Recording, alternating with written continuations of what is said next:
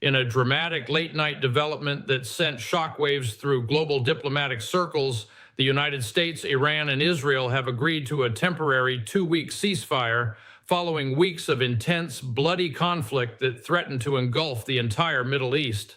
This fragile agreement, brokered not by a traditional European power, but by Pakistan, aims to halt the immediate violence and address one of the most critical choke points in the global economy, the Strait of Hormuz. However, before the ink could even dry on the preliminary documents, the first cracks in this so-called truce began to appear, raising urgent questions about whether this is a genuine step toward peace or merely a tactical pause before an even larger storm.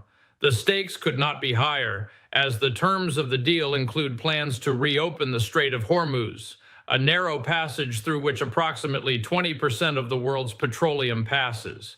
For a global economy already reeling from inflation and supply chain disruptions, the reopening of this waterway is not just a political gesture, it is a lifeline.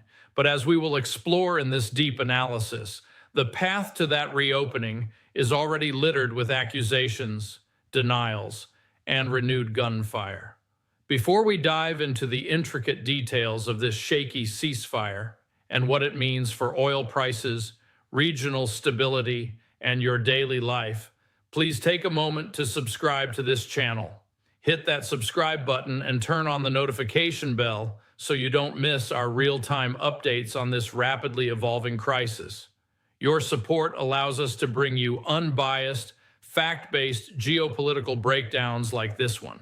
Now let's get into the research summary. The announcement of a 2-week ceasefire between the United States, Iran, and Israel, facilitated by Pakistan, was initially hailed as a diplomatic miracle. After weeks of intense conflict that saw missile exchanges, drone strikes, and escalating rhetoric from all sides, the world breathed a collective sigh of relief. Pakistan's role as a mediator was particularly noteworthy, as it is one of the few nations that maintains functional, albeit often tense, lines of communication with both the Western powers and the Islamic Republic of Iran. The deal, as presented by initial U.S. briefings, contained a cornerstone provision: the reopening of the Strait of Hormuz. This strategic waterway, located between the Persian Gulf and the Gulf of Oman, had been effectively paralyzed by the conflict.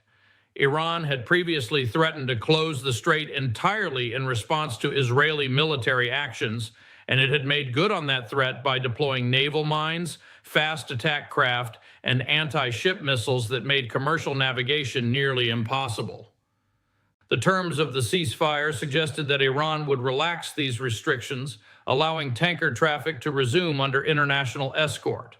For the United States and its allies, this was the primary victory of the truce, restoring the free flow of oil and preventing a global energy catastrophe. For Israel, the pause in hostilities was supposed to provide a window to de-escalate tensions on its northern border, where Hezbollah and other Iranian-backed proxies had been launching near-daily barrages. However, what seemed like a clear roadmap to de-escalation has rapidly devolved into a fog of war, accusation, and confusion. Despite the formal announcement of the ceasefire, the violence did not stop. In fact, within hours of the deal being signed, reports emerged of continued attacks across the region, shattering the illusion of peace. Specifically, Israeli strikes on Iranian-backed forces in Lebanon intensified rather than abated. Witnesses on the ground in southern Lebanon described a terrifying night of air raids targeting weapons depots and command centers belonging to militias loyal to Tehran. The Israeli government, in a terse statement, argued that these strikes were preemptive and aimed at groups that had not yet formally agreed to the ceasefire terms. They claimed that while the state actors, Iran, the U.S., and Israel, had signed on to the truce, non-state actors like Hezbollah and certain proxy militias in Syria and Iraq were not bound by the agreement. This legalistic distinction did little to calm the situation. In response, Iranian-backed forces launched a fresh volley of rockets toward Israeli positions in the Golan Heights, and there were unconfirmed reports of drone attacks on a U.S. base in eastern Syria. The immediate consequence of these continued strikes was a mutual breakdown of trust. Both sides have accused the other of violating the ceasefire almost immediately. The United States publicly called on Israel to exercise restraint while privately expressing frustration that the Israeli military was testing the limits of the agreement. Iran, meanwhile, used state media to broadcast images of the alleged destruction in Lebanon, framing the continued Israeli strikes as proof that the United States cannot be trusted to control its ally. This cycle of attack and accusation has rendered the first days of the two-week truce virtually useless. Instead of a cooling-off period, the region has entered a state of heightened alert, where every military maneuver is viewed as a potential death knell for the agreement. Humanitarian organizations that had hoped to use the ceasefire to deliver aid to war-torn areas in Gaza, southern Lebanon, and border regions of Iran have found themselves unable to move as the fighting continues to flare unpredictably. The very concept of a ceasefire has been stretched to its breaking point, with each faction interpreting the term to suit its own strategic objectives. For the United States, the ceasefire was meant to be a total cessation of hostilities. For Israel, it appears to be a conditional pause that allows for continued operations against non-state proxies. For Iran, it is a test of American credibility. As a result, the region remains a powder keg, and the diplomatic achievement of the past week is already on life support. Compounding the chaos of continued violence is a deeply troubling discrepancy in the official statements coming from Washington and Tehran. The United States government has made a series of very specific claims regarding what Iran agreed to during the Pakistan-brokered talks. Chief among these claims is that Iran committed to the immediate and full reopening of the Strait of Hormuz. In a press briefing, a senior State Department official stated that the Iranian delegation explicitly accepted the terms for demilitarizing the strait and allowing the resumption of commercial tanker traffic under international maritime law. However, within hours of that briefing, Iranian officials delivered a stunning rebuttal. The Iranian foreign minister, in a televised address from Tehran, flatly denied that any such agreement had been made. The United States is spreading misinformation, he declared. Iran retains full sovereign control over the Strait of Hormuz and its territorial waters. We have agreed to a temporary cessation of military hostilities, but we have made no concessions regarding access to the strait. Anyone who claims otherwise is either lying or does not understand the terms of this deal. This contradictory claim over the terms has thrown the entire diplomatic process into disarray. If the United States and Iran cannot agree on what was actually said during the negotiations, how can a ceasefire possibly hold? The confusion suggests one of two possibilities. The first is that the deal was signed in such haste, under such immense pressure from global oil markets, that the language regarding the strait was deliberately left ambiguous to allow both sides to claim victory. The second, more troubling possibility is that the United States exaggerated Iran's concessions to sell the ceasefire to a skeptical American public and to its allies in the Gulf, while Iran never actually intended to give up its strategic chokehold. This mixed messaging is not just a diplomatic embarrassment, it has real-world consequences. Shipping companies and oil traders rely on clarity to make billion-dollar decisions. With Iran denying the U.S. claim, insurance premiums for tankers have skyrocketed, and most shipping lines remain anchored outside the Gulf, waiting to see who is telling the truth. The confusion has effectively extended the blockade of the Strait of Hormuz, even as politicians in Washington celebrate its reopening. Furthermore, this contradiction has severely undermined Pakistan's role as a mediator. If the broker of the deal cannot clarify the basic terms, then the credibility of the entire process collapses. Analysts suggest that the only way to resolve this confusion is for a third-party verification mechanism, possibly the United Nations or a neutral naval power like China or India, to intervene and provide a definitive interpretation of the agreement. However, given the rapid deterioration of trust, It is unlikely that either Iran or the United States would submit to such external arbitration at this stage. Beyond the U.S.-Iran argument, the response from Iran and its regional allies to the continued fighting has been swift and aggressive.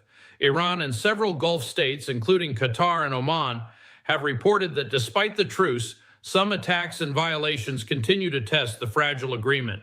These are not just minor skirmishes. Reports indicate targeted assassinations of military commanders, cyber attacks on oil infrastructure, and naval interdictions that fall into a gray zone between peace and war. The Iranian Revolutionary Guard Corps, IRGC, has gone on high alert, moving short-range ballistic missiles into launch positions along the coast, not necessarily to attack, but to signal that any violation of Iranian sovereignty will be met with overwhelming force. The Gulf states, which have desperately tried to remain neutral during this conflict, are finding themselves dragged back into the line of fire. Tankers registered in the UAE and Saudi Arabia have reported near misses with Iranian patrol boats, and there are fears that the strait could become a shooting war at any moment. Pakistani leadership, which invested significant political capital in brokering this deal, has urged restraint from all parties. In a series of frantic phone calls, Pakistani diplomats have asked Iran to show strategic patience and asked Israel to cease all offensive operations. However, violations are already being noted by independent monitors. The Institute for the Study of War has documented at least 12 separate ceasefire violations in the first 48 hours alone, ranging from small arms fire along the Lebanese border to airstrikes on Iranian supply convoys in the Syrian desert. This pattern of response indicates that the ceasefire was never truly embraced by the military commands on the ground. In many cases, field commanders were either unaware of the truce or chose to ignore it, believing that they had tactical advantages that would be lost if they stopped fighting. The Iranian response has been particularly notable for its restraint so far. Despite the provocations, Tehran has not ordered a full-scale retaliatory strike against Israel or U.S. assets, suggesting that the political leadership in Iran genuinely wants to test the diplomatic path, even as its proxies continue to fight. But this duality is unsustainable. Eventually, Iran will either have to rein in its allies or acknowledge that it has lost control of them. Similarly, Israel will have to decide whether it values the diplomatic pause more than the military destruction of Hezbollah's arsenal. The Pakistani leadership, caught in the middle, has warned that if the violations continue for another 72 hours, the entire ceasefire framework will collapse and they will withdraw as mediators. This would leave the United States, Iran, and Israel without any diplomatic backchannel, increasing the likelihood of a full-scale, unchecked war. To understand why the stakes are so astronomically high, one must appreciate the strategic importance of the Strait of Hormuz. Even with a ceasefire announcement echoing through the halls of the UN, the strait remains effectively blocked. Satellite imagery confirms that tanker traffic is a fraction of what it was before the conflict. Only a handful of vessels, mostly those carrying food and humanitarian aid under armed escort, have dared to transit the narrow channel. The vast majority of oil tankers are either anchored in the Arabian Sea, waiting for clarity, or have taken the much longer, much more expensive route around the Cape of Good Hope at the southern tip of Africa. This rerouting adds weeks to journey times and tens of millions of dollars in fuel and labor costs to each shipment. The result is that oil markets and shipping routes are still highly unstable. Despite the announcement of a ceasefire, global crude oil prices have not fallen. In fact, they spiked again after Iran denied the reopening of the strait, as traders realized that the supply disruption is not ending anytime soon. The Strait of Hormuz is not just any waterway, it is the jugular vein of the global energy economy.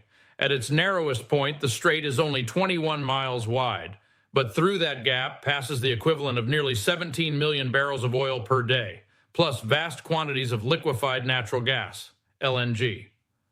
For countries like Japan, South Korea, and India, which rely on Gulf oil for the majority of their energy needs, the blockade is an existential threat. Even China, which has tried to remain above the fray, has seen its industrial output threatened by rising oil import costs. The physical characteristics of the strait make it incredibly easy to block and incredibly hard to reopen under fire. Iran has spent decades fortifying the islands of Abu Musa and the Tumbs, which sit right in the middle of the shipping lanes. From these islands, Iran can deploy shore-based anti-ship missiles, swarms of small attack boats, and naval mines that are cheap to lay but expensive and dangerous to clear. The U.S. Navy's Fifth Fleet, based in Bahrain, has the capability to clear the mines, but only if it has air superiority and a guarantee that Iran will not launch simultaneous missile attacks. Without a genuine, verifiable ceasefire, a mine-clearing operation would be a suicide mission. Therefore, the continued blockage of the strait is not a failure of military technology. It is a failure of political trust. Until the contradictory claims over the terms are resolved, and until the continued attacks stop, the strait will remain closed. This has created a perverse feedback loop. The strait is closed because of the fighting, but the fighting continues because both sides believe that controlling the strait gives them ultimate leverage. The only way to break the loop is for one side to back down unilaterally, which neither is willing to do. Consequently, the global economy is slowly strangling. Shipping insurance rates have quadrupled. Food prices in import-dependent nations are rising. And there is a genuine fear that if the strait is not reopened within the next month, several developing economies could face sovereign debt defaults. The ceasefire was supposed to be the cure, but because of the confusion and continued violence, it has become merely another symptom of the deeper disease. Finally, looking at the political and military ramifications of this shaky start, it becomes clear that the ceasefire's early failures are not random accidents, but rather a reflection of deeper unresolved disagreements. The current crisis is not really about a 2-week pause in bombing. It is about 3 fundamental issues that have poisoned U.S.-Iranian relations for decades: sanctions, nuclear enrichment, and regional power balances. The ceasefire deal, as weak as it is, attempted to paper over these issues by focusing only on the immediate violence. But as the past few days have shown, you cannot separate the fighting from the underlying causes. Regarding sanctions, the United States maintains a crushing economic blockade on Iran that has decimated its oil exports and its population's standard of living. Iran entered the ceasefire talks believing that a pause in military action would lead to a commensurate pause in sanctions enforcement. However, the U.S. has made no such promise. In fact, the U.S. Treasury Department announced new sanctions on several Iranian front companies the day after the ceasefire was signed, infuriating Tehran. Regarding nuclear enrichment, Iran has continued to enrich uranium to 60% purity, just a short technical step from weapons-grade material throughout the conflict. Israel has repeatedly stated that it will not tolerate a nuclear-armed Iran, and it sees the ceasefire as an opportunity to demand that Iran roll back its nuclear program. Iran predictably refuses, stating that its nuclear rights are non-negotiable.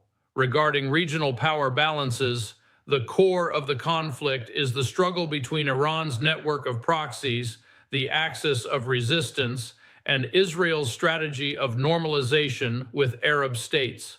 The fighting in Lebanon and Syria is a proxy war for this larger struggle. A 2-week ceasefire does nothing to resolve who gets to control the northern border of Israel or who gets to project power into the Levant. Given these deep structural issues, analysts say the deal might only delay fighting rather than resolve core issues. This is the most damning assessment of all. A ceasefire that merely postpones the inevitable is not a success. It is a trap. Both sides will use the 2 weeks to reposition their forces, repair their defenses, and resupply their ammunition. When the truce inevitably expires, the fighting could be even more intense than before. The shaky start, the continued attacks, the contradictory claims, the Iranian denials suggest that neither party entered this agreement in good faith. The United States needed a headline to calm oil markets. Iran needed a pause to avoid a two-front war with Israel and the U.S. simultaneously. Israel needed time to mobilize its reserves. Pakistan needed a diplomatic win to bolster its regional standing. None of these motivations are about lasting peace. Therefore, as we watch the news over the next 10 days, we should not be surprised if the ceasefire completely collapses. We should be prepared for the possibility that the reopening of the Strait of Hormuz will be achieved not through diplomacy, but through a bloody naval confrontation. The next 2 weeks will determine whether the world steps back from the abyss or takes a running leap into it.